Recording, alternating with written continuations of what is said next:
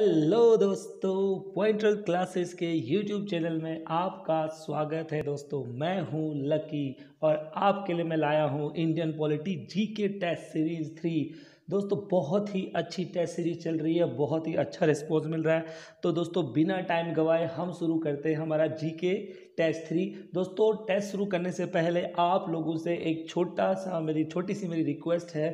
Please आप अभी अभी सबको ग्रुप में ये वीडियो शेयर कर दीजिए ताकि सभी लोग टेस्ट दें दोस्तों। और आज आपको 20 क्वेश्चंस दूंगा दोस्तों, और 20 में से आपको उसी तरह जिस तरह से आप करते हो कमेंट करना है। दोस्तों आप हमारे टेलीग्राम चैनल को भी लिंक कर सकते हो, डिस्क्रिप्शन में मैंने लिंक दे रखा है। आप हमसे इंस्टाग्राम में भी जुड़ सकते हो दोस्तों, मैंने लिंक नीचे दिया हुआ है। तो दोस्तों चलिए शुरू करते हैं हमारा आज का पॉलिटी जीके टेस्ट सीरीज 3। दोस्तों आज का पहला क्वेश्चन है हमारा। दोस्तों मैंने दोनों लैंग्वेज में किया है, आपको पता है दोनों लैंग्वेज में मैं अब टेस्ट देता हूं। तो पहला क्वेश्चन है दोस्तों, विच of the following commission was appointed by the central government on union state relation in 1983।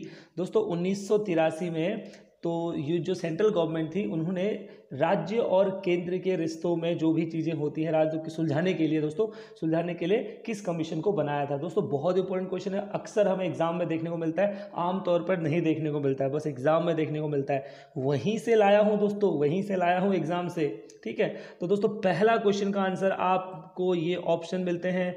दोस्तों पहला है Sarkaria commission, Dutt commission, Setalvad commission, Rajamannar commission. दोस्तों आपको क्वेश्चन फिर से दिखा देते हैं, राज्य और केंद्र के रिश्तों को सुलझाने के लिए किस कमीशन को बनाया गया।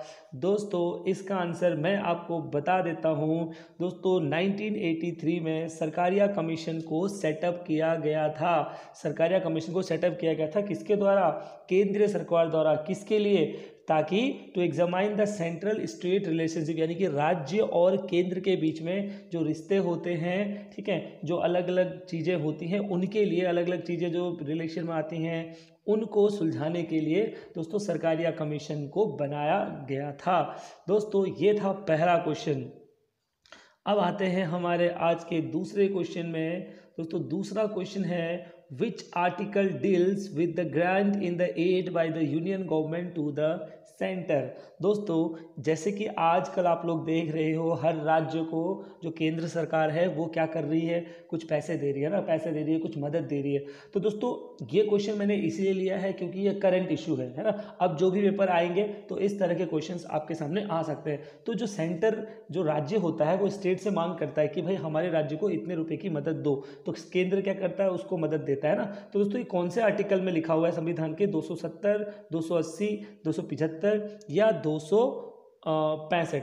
दोस्तों यहाँ पर हमारा जो आंसर है वो है दोस्तों आर्टिकल 275। दोस्तों आर्टिकल 275 के तहत जो यूनियन गवर्नमेंट होती है वो क्या करती है, अलग अलग स्टेट्स को जब भी उनको ज़रूरत होती है, तो उनको रिक्वायरमेंट होती है, तब भी उनको क्या देते हैं दोस्तों, कुछ एड्स देते हैं, कुछ पैसे देते हैं, ताकि उनके वो राज्य को जो भी जैसे किसी राज्य में मान लो आपदा आ गई तो उस केंद्र सरकार क्या करती है, उस राज्य को कुछ पैसे देती है ना। सेंटर, आपने सुना होगा, सेंटर एलोकेट्स इतना amount of money to this state, ऐसा कुछ सुना होगा। तो दोस्तों यही होता है किसी राज्य को जब सेंटर गवर्नमेंट पैसे देती है। तो दोस्तों ये कौन से आर्टिकल में है? ये है आर्टिकल 275 में। दोस्तों हम पॉलिटी पढ़ रहे हैं, मैंने आपको पहले ही बताया है, हम यहाँ पर आर्टिकल्स के बारे में ज़्यादा काम करेंगे, है ना। और वैसे भी मैं आपको आर्टिकल्स तो सारे याद कराने ही वाला हूँ, तो आपको कोई चिंता की जरूरत नहीं है, आपको बस बने रहना है लक्की के साथ। बिल्कुल दोस्तों, तो क्वेश्चन नंबर 3 है दोस्तों आज का,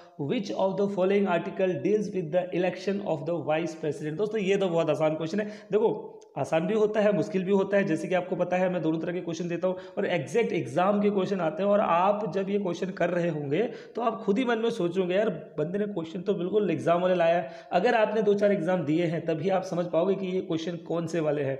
ठीक है, तो दोस्तों ये कौन सा आर्टिकल है, ये तो आप जानते हो कि प्रेसिडेंट का कौन सा आर्टिकल होता है दोस्तों, आर्टिकल होता है प्रेसिडेंट के किसके लिए करना है, इलेक्शन के लिए। तो दोस्तों दोस्तों प्रेसिडेंट के इलेक्शन के लिए होता है आर्टिकल 66, है ना दोस्तों। और हमें ये भी सॉरी वाइस प्रेसिडेंट के इलेक्शन के लिए, वाइस प्रेसिडेंट के इलेक्शन के लिए जो आर्टिकल होता है वो होता है 66 दोस्तों। तो वाइस प्रेसिडेंट का टेन्योर भी कितना होता है दोस्तों, 5 साल का होता है। और आपको पता है वाइस प्रेसिडेंट कौन होता है, वो x official chairman of Rajya Sabha होता है दोस्तों। ये मैं आपको बता चुका हूँ सब कुछ, है ना। आर्टिकल 66 में वाइस प्रेसिडेंट का इलेक्शन है, वो उसका टेन्योर 5 साल का होता है। और वाइस प्रेसिडेंट होता कौन है, x official chairman of Rajya Sabha, है ना। ये आपको पता है, हम रोज ही यही डिस्कस करते हैं, रोज एक ना दो क्वेश्चन प्रेसिडेंट, वाइस प्रेसिडेंट, प्रधानमंत्री, इन लोगों से तो हम लेके आ ही रहे दोस्तों। अगला क्वेश्चन है हमारा, विच of the following article deals with the appointment of prime minister and the other ministers. दोस्तों एक और बेहतरीन क्वेश्चन कि प्रधानमंत्री को अपॉइंटमेंट पहले तो कौन करता है दोस्तों, आप ये बताओगे मुझे, प्रधानमंत्री को अपॉइंट कौन करता है ना। तो प्रधानमंत्री को अपॉइंट करता है दोस्तों प्रेसिडेंट, है ना। प्रेसिडेंट प्रधानमंत्री को, जो पार्टी जीत जाती है उसको फिर न्योता देता है कि आप सरकार बनाइए, है ना। फिर प्रेसिडेंट ही प्रधानमंत्री और अन्य मंत्रियों को अपॉइंट करता है। तो दोस्तों ये कौन से आर्टिकल के तहत है, कौन से आर्टिकल में ये लिखा हुआ है कि प्रेसिडेंट जो है प्रधानमंत्री को अपॉइंट करेगा। तो दोस्तों 76, 74, 75, 72 दोस्तों यहाँ पर हमारे पास आंसर है आर्टिकल 75। आर्टिकल 72 भी इंपॉर्टेंट है दोस्तों, 74 भी इंपॉर्टेंट। ये सब आर्टिकल्स मैं आपको पढ़ाऊंगा, बिल्कुल दोस्तों, एक एक आर्टिकल मैं आपको पढ़ाऊंगा, तब आपको इनकी वैल्यू पता चलेगी कि कितने इंपॉर्टेंट है। तो दोस्तों हमारे इस क्वेश्चन का आंसर था आर्टिकल 75। चलिए दोस्तों अगला क्वेश्चन है आज का क्वेश्चन नंबर 5।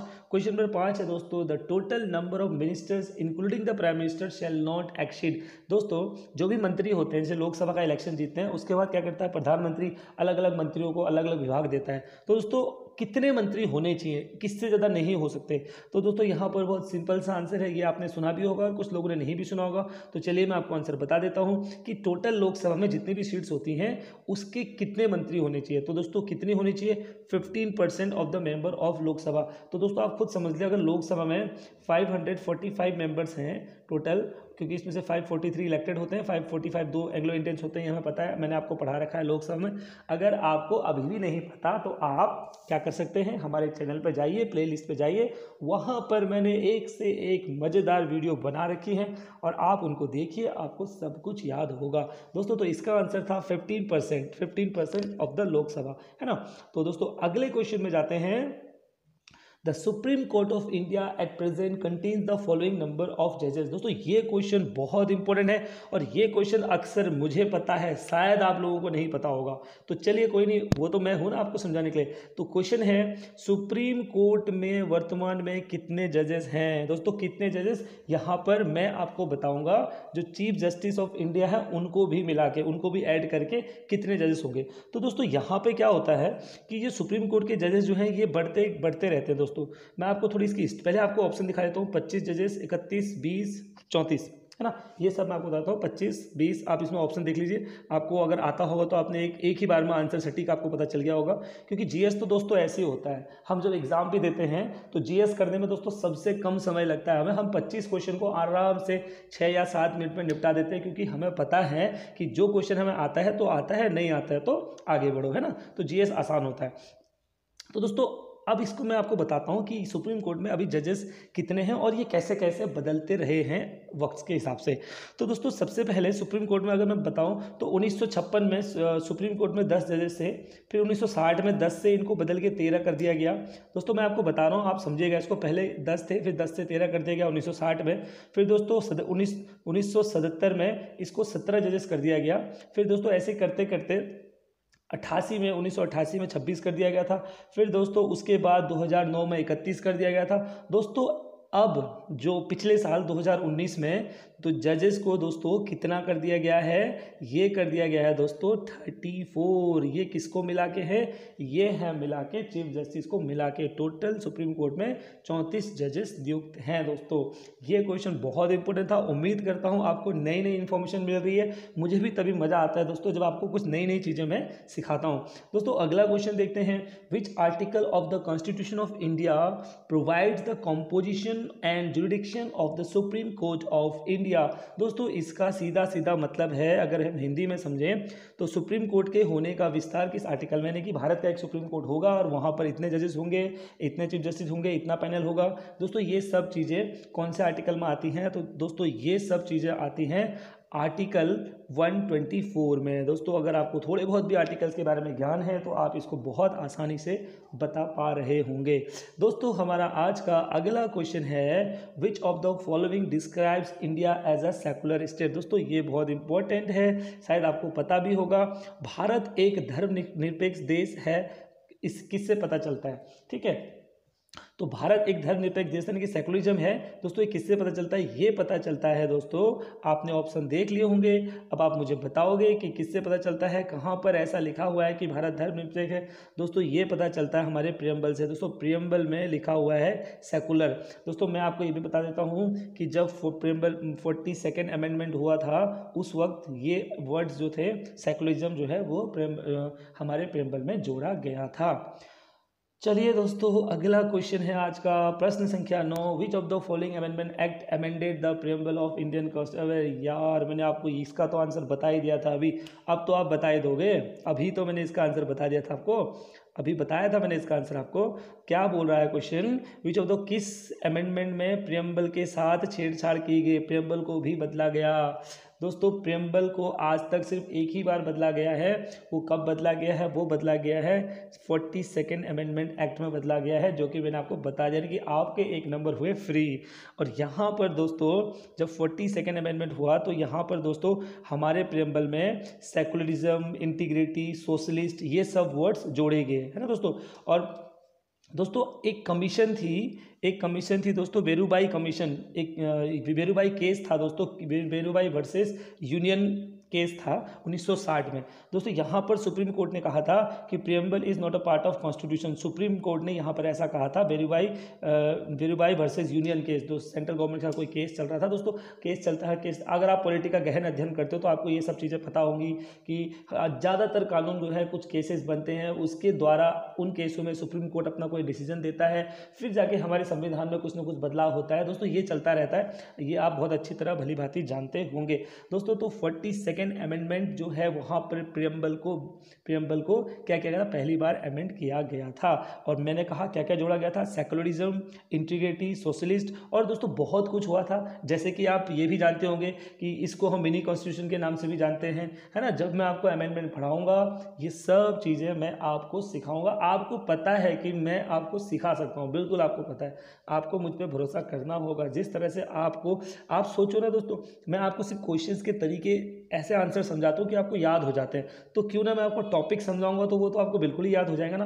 तो चलिए दोस्तों अगला हमारा क्वेश्चन है, क्वेश्चन नंबर 10, कॉन्स्टिट्यूशन में 73rd अमेंडमेंट एक्ट 1992 के द्वारा कुछ प्रोविजंस बनाए गए थे। एक 3 टायर गवर्नमेंट पंचायती राज का सिस्टम बनाया गया था ना। तो दोस्तों वहाँ पर क्या बोला गया था कि पंचायती राज सिस्टम, 3 टायर पंचायती राज सिस्टम किस राज्य के लिए होगा, कौन से राज्य के लिए होगा। तो मैं इसको आपको हिंदी में बहुत अच्छी तरह समझाता हूँ अभी। तो यहाँ पर कहा गया था कि भारत में 3 स्तरीय पंचायती प्रणाली कितनी जनसंख्या से ऊपर वाले राज्यों में हुई थी। दोस्तों यहाँ पर बोला गया है कि पंचायती राज को बताया 73rd में था, फिर 74 में म्यूनसिपलिटी था। दोस्तों ये भी अमेंडमेंट है, ये भी आपको धीरे धीरे बताऊंगा। तो दोस्तों यहाँ पर सीधा सा क्वेश्चन है कि भारत में जो पंचायती राज प्रणाली है, ठीक है, तो दोस्तों ये बोला गया कि 3 स्तरीय प्रणाली जो है दोस्तों, अलग अलग स्तरीय, 2 स्तरीय, 3 स्तरीय, अलग अलग प्रणाली है ना। तो उसी तरह जो 3 स्तरीय प्रणाली है वो कितनी जनसंख्या से ऊपर वाले राज्यों में लागू होगी। तो दोस्तों आपने ऑप्शन देख लिए होंगे, शायद ये क्वेश्चन आपको पहली बार मिल रहा होगा क्योंकि एग्जाम में ही मिलता है ये। दोस्तों आपने ऐसा नहीं सोचा जो क्वेश्चन आप पहली बार देखते हो आपको एग्जाम में ही दिखता है, क्यों, है ना। जैसे आपको ये ऐसे क्वेश्चन पहली बार दिख रहे होंगे तो ये सीधे एग्जाम में ही दिखते हैं, तो मैं उन्हीं को उठा के लाया हूँ ताकि आपको कोई दिक्कत ना हो। तो दोस्तों ये 20 लाख से ऊपर वाले जनसंख्या वाले, जो जहाँ पर जनसंख्या 20 लाख से ऊपर है वहाँ पर ये 3 स्तरीय पंचायती राज प्रणाली शुरू की गई है दोस्तों। और इसके बारे में दोस्तों मैं आपको थोड़ा सा और बेसिक समझा देता हूँ। दोस्तों ये जो पंचायती राज प्रणाली थी दोस्तों, इसको 2 अक्टूबर 1959 को एडप्ट किया गया था दोस्तों, आप ये भी जानते होंगे शायद। और दोस्तों कहाँ पर एडप्ट किया गया था ये मैं अभी आपको अगले क्वेश्चन में बताऊंगा, है ना। अगले क्वेश्चन में आपको समझाऊंगा कहाँ एडप्ट किया गया था, किसने किया था, क्योंकि अगला क्वेश्चन वही है दोस्तों। अगला क्वेश्चन है, which of the following state was first establish Panchayati Raj institution. कौन सा राज्य ऐसा था जिसने पहली बार पंचायती राज इंस्टीट्यूशन को शुरू किया। दोस्तों बहुत ज़्यादा कन्फ्यूजन होता है, हमें किसमें, आपने ऑप्शन देख लिए होंगे, राजस्थान और आंध्र प्रदेश में, है ना दोस्तों। आंध्र प्रदेश दूसरा था और राजस्थान पहला था। और दोस्तों ये पहला कब था दोस्तों, ये 2 अक्टूबर 1959 को जब हमारे प्रधानमंत्री थे उस वक्त जवाहरलाल नेहरू, उन्होंने शुरू किया था। और दोस्तों एक जिला था राजस्थान का, कौन सा जिला आपको याद आ गया होगा। अगर आपको राजस्थान पता है तो जिला भी याद होगा दोस्तों। नागौर डिस्ट्रिक्ट थी राजस्थान की, वहाँ से पंचायती राज की शुरुआत हुई थी 2 अक्टूबर 1959 से, ठीक है। और दोस्तों आपको ये भी पता होगा कि इसी में एक और क्वेश्चन मैं आपको बताता हूँ, फादर ऑफ पंचायती राज किसे कहा जाता है दोस्तों। आपको याद होगा बलवंत राय मेहता कमेटी। अगर आपने ये सब कुछ पढ़ा है तो शायद आपको याद होगा ना, जिन्होंने पढ़ा है उनको याद होगा, नहीं पढ़ा है तो कोई बात नहीं, मैं हूँ आपके साथ, एक एक चीज़ पढ़ाऊंगा आपको। तो दोस्तों यहाँ का आंसर है राजस्थान। और मैंने आपको एक क्वेश्चन के साथ कितने क्वेश्चन बता दिए, सोचो दोस्तों, कब से लागू किया गया, कौन सी डिस्ट्रिक्ट में किया गया, पहला कौन था, दूसरा कौन था, उस वक्त प्रधानमंत्री कौन थे, और फादर ऑफ पंचायती राज किसे कहा जाता है दोस्तों, बलवंत राय मेहता जी को कहा जाता है। दोस्तों बहुत मज़ा आ रहा है, बहुत ही मज़ा आ रहा है। दोस्तों आते हैं अगले क्वेश्चन पे। भारत में एक राज्य में कार्यकारी शक्ति के संदर्भ में निम्नलिखित में से कौन सा कथन सही है। दोस्तों यहाँ पर यह बताया गया है कि भारत में एक राज्य में कार्यकारी शक्ति के संदर्भ में, यानी कि भारत में जो राज्य है ना, उसमें जो काम करने की जो शक्तियाँ होती हैं, वो इसमें से कौन सा सही है। तो देखते हैं कौन सा सही है। राज्य की कार्यकारी शक्तियाँ राज्यपाल में निहित है। राज्य में वास्तविक कार्यकारी प्राधिकरण मंत्रिपरिषद है। राज्य में सभी कार्यकारी निर्णयों को मुख्यमंत्री के नाम पर लिया जाता है। तो दोस्तों आपके पास ऑप्शन है केवल 1 और 2, केवल 2 और 3, केवल 3 और केवल 1, 2, 3। दोस्तों इसमें से आपको आंसर बताना है। तो चलिए मैं आपको बताता हूँ। दोस्तों पहला ऑप्शन है राज्य की कार्यकारी शक्तियाँ राज्यपाल में निहित है। बिल्कुल दोस्तों ये तो होती हैं, ठीक है। राज्य में वास्तविक कार्यकारी प्राधिकरण मंत्रिपरिषद है। दोस्तों ये भी सही है। जैसे केंद्र में वास्तविक कौन होता है, मंत्रिपरिषद, मंत्री होता है, मंत्री जो काउंसिल ऑफ मिनिस्टर्स होते हैं, और प्रेसिडेंट को तो बात माननी पड़ती है। तो उसी तरह दोस्तों यहाँ पर भी होता काम प्रेसिडेंट के नाम पे है, लेकिन कराते कौन है, मंत्रिपरिषद है। ये मैं आपको कल बता चुका हूँ, मंत्री काउंसिल ऑफ मिनिस्टर है। वही चीज़ सेम टू सेम दोस्तों स्टेट में होता है, राज्यपाल के नाम पे काम होता है। स्टेट का जो भी काम होता है राज्यपाल के नाम पे होता है, लेकिन वास्तविक कार्यकारी प्राधिकरण कौन होते हैं, मंत्रिपरिषद होते हैं। लेकिन दोस्तों तीसरा ऑप्शन यहाँ पर है, राज्य में सभी कार्यकारी निर्णयों को मुख्यमंत्री के नाम पर लिया जाता है। बिल्कुल ही गलत दोस्तों, मुख्यमंत्री के नाम पर तो लिया ही नहीं जाता। तो यहाँ पर हमारा ऑप्शन होगा ऑप्शन 1 और 2। दोस्तों बहुत ही अच्छा, आज शायद आपको बहुत बेहतरीन क्वेश्चन मिल रहे हैं और मुझे काफ़ी खुशी है इस बात की। दोस्तों अगला क्वेश्चन है हमारा, भारत की निम्नलिखित आधिकारिक भाषाओं पर विचार करें। चलो देखिए विचार करते हैं। सिंधी और नेपाली यहाँ पर है, ठीक है। कोंकणी और मणिपुरी, बोडो, सांथली और कोंकणी, डोगरी और मैथिली। दोस्तों बहुत अच्छे। अब यहाँ पर क्वेश्चन ये है कि 2003 के 92वें संशोधन अधिनियम द्वारा 8वीं अनुसूची में उपरोक्त में से कौन सी भाषाएं शामिल की गई थी। दोस्तों बहुत ही बेहतरीन क्वेश्चन, बहुत ही बेहतरीन क्वेश्चन। यहाँ पर कहा गया 8वीं अनुसूची में कौन कौन सी भाषाएं शामिल की गई थी। तो दोस्तों चेक कर लेते हैं। सिंधी और नेपाली थी, आपको पता होगा अगर आप जानते हो। दोस्तों कोंकणी और मणिपुरी थी, आप दिमाग में लगाओ जरा क्या था। दोस्तों तीसरा है यहाँ पर बोडो और सांथली, चौथा है सांथली और कोंकणी, पांचवी है दोस्तों डोगरी और मैथिली। तो दोस्तों आपने ऑप्शन देख लिए होंगे, इसमें से कौन से ऑप्शन सही है, 1 2 चलो देखते हैं क्या क्या है। इसमें से ऑप्शन है दोस्तों हमारे पास केवल 1 और 3, केवल 1 और 2 3, और 1 2 और 4 और 3 और 5। दोस्तों कौन सा ऑप्शन सही है एक बार फिर से देख लेते हैं। दोस्तों मैं इसको आपको एक ट्रिक बताता हूँ। दोस्तों यहाँ पर हमारे पास ट्रिक है दोस्तों, BDMS। दोस्तों ये ट्रिक है BDMS। अब BDMS से आप क्या समझ गए दोस्तों, पहले तो आप समझिए बोडो, ठीक है, बोडो हो गया। डी से हो गया दोस्तों डोगरी, आप BDMS से याद करोगे, BDMS है ना, कुछ ऐसे डॉक्टर्स की डिग्री भी होती है कुछ इसी टाइप की। तो BDMS एक तो हो गया दोस्तों BD, है ना। तीसरा हो गया दोस्तों M से हो गया, कौन सा M से हो गया मैथिली, है ना। और S से हो गया दोस्तों कौन सी, संथाली। तो BDMS। तो दोस्तों बोडो कहाँ है दोस्तों, यहाँ पर बोडो है, बोडो और संथाली बिल्कुल है दोस्तों, ठीक है। फिर उसके बाद देखते हैं डोगरी दोस्तों यहाँ है, डोगरी के साथ मैथिली भी है, बहुत अच्छे। तो दोस्तों हमारा आंसर हुआ यहाँ पर, हमारा आंसर हुआ 3 और 5, बहुत ही बेहतरीन दोस्तों, हमारा आंसर हुआ 3 और 5। जिनको आंसर आ गया बहुत बधाई उनको, इतना सटीक आंसर आपने दिया है अगर, तो दोस्तों इसका आंसर है हमारा 3 और 5, ठीक है दोस्तों, बहुत अच्छा। अगला क्वेश्चन है दोस्तों हमारा 14 क्वेश्चन, संविधान के निम्नलिखित अनुच्छेदों पर ध्यान दीजिए। चलो ध्यान देते हैं। अनुच्छेद 72 कहता है राष्ट्रपति की क्षमा शक्ति। अनुच्छेद 72 में कहा गया राष्ट्रपति की क्षमा शक्ति। ठीक है, ये देख लेते हैं। दूसरा है अनुच्छेद 143 सुप्रीम कोर्ट के सलाहकार क्षेत्राधिकार, ये भी देख लेते हैं। चलो तीसरा है अनुच्छेद 360 वित्तीय आपातकाल के प्रबंध में। ठीक है, अनुच्छेद 148 से 151 कहता है भारत के अटॉर्नी जनरल की शक्तियां और कार्य, इनमें से कौन सा मिलान सही है। ओके, कौन सा मिलान सही है दोस्तों। अगर आपको आर्टिकल्स याद हैं तो मैंने आपको जब राष्ट्रपति पढ़ाया था दोस्तों, उसमें ये भी बोला था कि राष्ट्रपति आर्टिकल नंबर 72 राष्ट्रपति की क्षमा शक्ति होती है, और आर्टिकल 143 भी पढ़ाया था दोस्तों जब राष्ट्रपति पढ़ा होगा कि राष्ट्रपति सुप्रीम कोर्ट से क्या करता है, सलाह लेता है दोस्तों, ये भी मैंने आपको पढ़ाया था। तो इसका मतलब 1 और 2 तो बिल्कुल सही है। अब देखते हैं दोस्तों क्या तीसरा सही है। अनुच्छेद 360 वित्तीय आपातकाल के संबंध में प्रावधान, बहुत अच्छे दोस्तों, बिल्कुल सही है। वित्तीय आपातकाल 3 आपातकाल होते हैं, 352, 356 और 360। 360 में वित्तीय आपातकाल जो कि हमारे देश में अभी तक नहीं लगा है, ये भी मैं आपको पढ़ा चुका हूँ। कहाँ पर, जब हमने प्रेसिडेंट की पावर पढ़ी थी। बहुत अच्छे। अनुच्छेद 148 से 51 भारत के अटॉर्नी जनरल की शक्तियाँ और कार्य, नहीं नहीं नहीं, ये तो नहीं है दोस्तों, क्योंकि जो दोस्तों अटॉर्नी जनरल होता है दोस्तों वो होता है 76 और 78 आर्टिकल में, है ना, अटॉर्नी जनरल 76 और 78 में। तो दोस्तों हमारा यहाँ पर आंसर हो जाएगा क्या दोस्तों, यहाँ पर बी आंसर हो जाएगा, है ना, बी आंसर होगा। 1 2 3 1 2 3 बिल्कुल सही है दोस्तों। यहाँ से आपको आर्टिकल्स भी याद होंगे, और नहीं भी होंगे तो मैं तो हूँ ही। अगला क्वेश्चन है हमारा, भारतीय संविधान की 6ठी अनुसूची किन 4 राज्यों में अनुसूचित क्षेत्रों और अनुसूचित जनजातियों के प्रशासन और नियंत्रण में संबंधित है। बिल्कुल दोस्तों, जो हमारा 6 शेड्यूल है भारत का जो संविधान का दोस्तों, उसमें हमें ये पता चल जाता है 4 राज्य है जिसको अनुसूचित क्षेत्रों में रखा जाता है दोस्तों। यहाँ पर भी एक ट्रिक है, आपने देख लिया होगा क्वेश्चन आप समझ गए होंगे कि ऐसा कौन सा हमारा जो शेड्यूल है जिसमें कि क्या रखा जाता है, जिसमें 4 राज्यों को अलग से रखा गया है ना, किसके आधार पर रखा गया, उनको अनुसूचित क्षेत्रों और अनुसूचित जनजातियों के क्षेत्र में डाला गया है, और उनके लिए कुछ अलग से नियम बनाए गए कि प्रशासन और नियंत्रण के संबंध में उनको कैसे प्रशासन, उनका वहाँ कंट्रोल कैसा होगा, उन पर किस तरह से कंट्रोल किया जाएगा, क्योंकि उनके नियम कुछ अलग हैं, है ना, तो उनके हिसाब से कुछ राज्य को तय किया गया है। तो दोस्तों यहाँ पर भी मैं आपको ट्रिक बताता हूँ, आप लोग आंसर देख लीजिए, मैं तब तक आपको ट्रिक बताता हूँ दोस्तों। आपको ट्रिक बतानी है ATM। तो ATMM का मतलब हुआ ATM स्क्वायर बोल सकते हो आप, ATM स्क्वायर। अगर आपको ऐसे भी समझ में नहीं आता तो एक और ट्रिक है, इसको बोल सकते हो आप ATM मनी।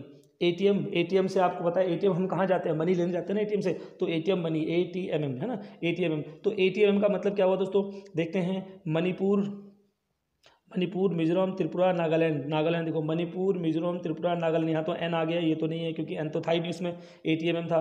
आसाम, मेघालय, त्रिपुरा, मिजोरम। आसाम ए आ गया, मेघालय से एम आ गया, टी से त्रिपुरा आ गया, मिजोरम से आ गया दोस्तों ATM। यानी कि हमारा आंसर है दूसरा हमारा आंसर है, बिल्कुल दूसरा हमारा आंसर है, यानी कि आसाम, मेघालय, त्रिपुरा और मिजोरम को दोस्तों 6ठी अनुसूची में शामिल किया गया है, जहाँ पर इनके प्रशासन और नियंत्रण में कुछ अलग सी सुविधाएं दी गई हैं। और मैंने आपको ट्रिक बता दिया, ATM मनी या ATM स्क्वायर आप बोल सकते हो। बाकी के तो देखने ही नहीं है दोस्तों, क्यों नहीं देखने, क्योंकि यहाँ नागालैंड आ गया और यहाँ पर मेघालय, मिजोरम, नागालैंड, फिर यहाँ भी नागालैंड आ गया, तो दोस्तों ये नहीं है दोस्तों। इसमें कन्फ्यूजन इसलिए होता है क्योंकि हम लोगों को लग रहा है कि नागालैंड 3 जगह है, तो इसका मतलब कहीं ना कहीं इसमें से आंसर है, लेकिन दोस्तों ऐसा नहीं है, ठीक है। और तो चलिए अगले क्वेश्चन पे आते हैं। हमारा इसका आंसर था दोस्तों कौन सा, इसका आंसर था हमारा बी।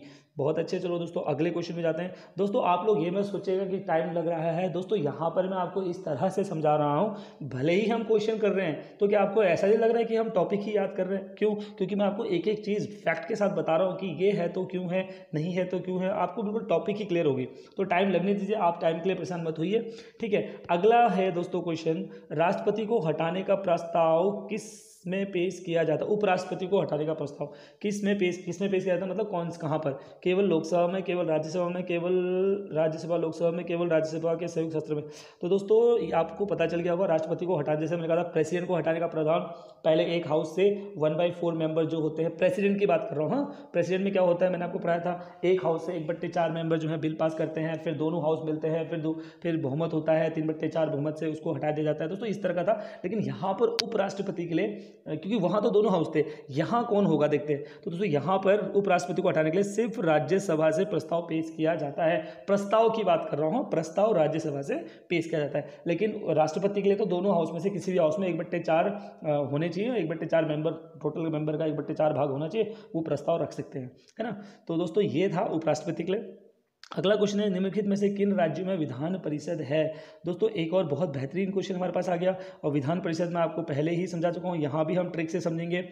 तो विधान परिषद पहले तो मैं आपको बता देता हूँ दोस्तों, विधान परिषद का क्या है। एक आपको फुल याद करनी है, यूपी में आपको समझना है, यूपी में तेल बिका, आपको समझना यूपी में तेल बिका, आपको यहाँ से समझना है। ठीक है, जैसे कि हम जानते हैं कि हमारे 6 राज्य ऐसे हैं जहाँ पर विधान परिषद है। ठीक है, जैसे कि अभी आपको कुछ दिन पहले पता चला था कि जहाँ पर आंध्र प्रदेश है वहाँ पर विधान परिषद खत्म होने वाला है। चलो छोड़ो, वो तो अभी पास तो हुआ नहीं बिल।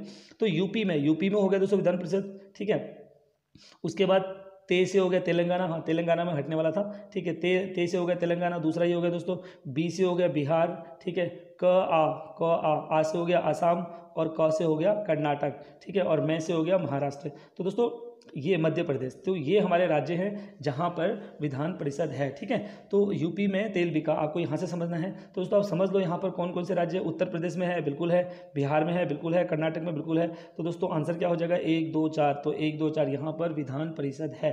ठीक है दोस्तों, तो मैंने आपको बताया था कि कुछ राज्य हैं जहाँ पर विधान परिषद है, तो हमें समझ में आ गया 1 2 4 उत्तर प्रदेश, बिहार और कर्नाटक। मैंने आपको ट्रिक से भी समझा दिया। ठीक है, वैसे ट्रिक बहुत हमारे पास, आप बस बने रहिए, मुझसे कमेंट में कीजिए कि ये पढ़ा दो, मैं वही पढ़ाऊँगा। कुछ लोग मुझे ना व्हाट्सएप पे मैसेज करते हैं कि सर ये पढ़ाओ, सर आप ये बनाओ। तो मैं आपसे अनुरोध करता हूँ कि व्हाट्सएप में मैसेज ना करके आप कमेंट पे मैसेज कीजिए, so that let everybody know कि that what we are going to start ना। सो सबको पता होना चाहिए कि हम क्या स्टार्ट करने वाले हैं। सो आप मुझे व्हाट्सएप में, इससे अच्छा व्हाट्सएप में नहीं करते तो आप टेलीग्राम में कर दीजिए कीजिए, है ना। और हम टेलीग्राम में भी करोगे तब भी चल जाएगा, ताकि सबको पता चल जाए कि हम आगे क्या पढ़ने वाले हैं। तो अगला क्वेश्चन है दोस्तों, अगला क्वेश्चन हमारे पास है, सबसे बड़ा न्यायिक क्षेत्र उच्च न्यायालय कहाँ है। दोस्तों ये सोचना पड़ेगा, Bombay high court, Guwahati high court, Allahabad, Calcutta, Bombay. अच्छा, गुवाहाटी हाई कोर्ट दोस्तों, यहाँ पर नॉर्थ ईस्ट के 7 राज्य हैं उन सबका तो सबसे बड़ा कौन सा होगा दोस्तों, गुवाहाटी होगा, क्योंकि यहाँ पर 7 राज्य। ठीक है, गुवाहाटी हाई कोर्ट बिल्कुल सही आंसर है। ठीक है, और दोस्तों आप इन आंसर्स को बिल्कुल एक एक आंसर को आप चेक कर सकते हो। अगर किसी आंसर्स में आपको लगता है कि गड़बड़ है तो प्लीज़ आप कमेंट में बताइए। वैसे मुझे पता है कि ये आंसर बिल्कुल सटीक है ना। तो यहाँ पर गुवाहाटी हाई कोर्ट। दोस्तों 19वां क्वेश्चन हमारा, भारतीय संविधान के संशोधन का प्रस्ताव किस देश के संविधान से लिया गया है। दोस्तों ये एक और फिर से आसान क्वेश्चन आ गया है, तो आपको शायद इसका आंसर पता है, किस देश के संविधान से क्या लिया गया है। भारतीय संविधान के संशोधन का प्रस्ताव, यानी कि संशोधन हो सकता है, जैसे मैंने कहा था अमेंडमेंट हो सकता है। और कौन सा आर्टिकल था, कल बताया था 368 आर्टिकल था। मैं आपको हर दिन ही तो बता रहा हूँ, वैसे रोज जो क्लास ले रहे होंगे ना उनको तो ऐसा लग रहा होगा मतलब पॉलिटिक गजब की पढ़ ली मतलब। तो दोस्तों इसका आंसर है हमारे पास साउथ अफ्रीका, इसका आंसर है साउथ अफ्रीका। ओके, तो चलिए दोस्तों, ये है हमारा आज का आखिरी क्वेश्चन। निम्नलिखित पर ध्यान दीजिए, क्या पे ध्यान दीजिए, लोकसभा, राज्यसभा, विधानसभा सदस्य, विधान परिषद। ठीक है दोस्तों, यहाँ पे क्या, राज्यसभा के सभापति इनमें से किसके मतों के द्वारा चुना जाता है। दोस्तों राज्यसभा का सभापति कौन होता है, आपको पता है, वाइस प्रेसिडेंट होते हैं। तो दोस्तों किसके मतों द्वारा चुना जाता है, लोकसभा के चुना जाता है, राज्यसभा के चुना जाता है, विधानसभा सदस्य या विधान परिषद। दोस्तों किसके द्वारा चुना जाता है ये समझते हैं। यहाँ पर दोस्तों अगर मैं कहूँ तो आपको पहले एक आर्टिकल याद दिलाता हूँ। दोस्तों आर्टिकल 89 कहता है कि जो राज्यसभा का स्पीकर होगा वो तो वाइस प्रेसिडेंट होगा। ऐसा कौन सा आर्टिकल कहता है, ये कहता है 89। ठीक है, 89(1) कहता है। ठीक है, उसके बाद दोस्तों आर्टिकल 66(1) कहता है कि जो किस तरह से चुना जाएगा, किसको चुना जाएगा, जो राज्यसभा का सभापति होगा उसको कैसे चुना जाएगा, यानी कि वाइस प्रेसिडेंट है। तो दोस्तों यहाँ पर क्वेश्चन है किसके मतों से चुना जाता है। तो दोस्तों देख लेते हैं किसके मतों से चुना जाता है। तो लोकसभा, बिल्कुल लोकसभा के मतों से भी चुना जाता है और राज्यसभा के मतों से भी चुना जाता है, और विधान सदस्य नहीं, विधान परिषद नहीं। तो दोस्तों इसका आंसर होगा हमारे पास 1 और 2। दोस्तों बहुत अच्छे, तो ये आपके 20 क्वेश्चन कंप्लीट हुए। दोस्तों उम्मीद करता हूँ आपने 20 क्वेश्चन नहीं शायद 50 क्वेश्चन के आंसर सीख लिए हैं, अगर आपने पूरा टेस्ट दिया है तो। ठीक है, तो दोस्तों वीडियो देखने के लिए धन्यवाद। आप फटाफट अपने मार्क्स कमेंट कीजिए और हमें ज़रूर बताइए कि आपके कितने मार्क्स आए हैं। ठीक है, तो दोस्तों हम कल मिलते हैं फिर एक और सीरीज से। धन्यवाद। हमारे चैनल को लाइक कीजिए दोस्तों, सब्सक्राइब कीजिए और शेयर कीजिए दोस्तों प्लीज़। अगर आपने टेस्ट दे दिया है तो सभी को शेयर करना है, सो दैट आप अपनी एबिलिटी को देखो कि आपके कितने मार्क्स आए और आपके दोस्त के कितने आते हैं। दोस्तों ये जानने का बहुत अच्छा तरीका है आपको कि आप कितने मार्क्स लेके आ पा रहे हो।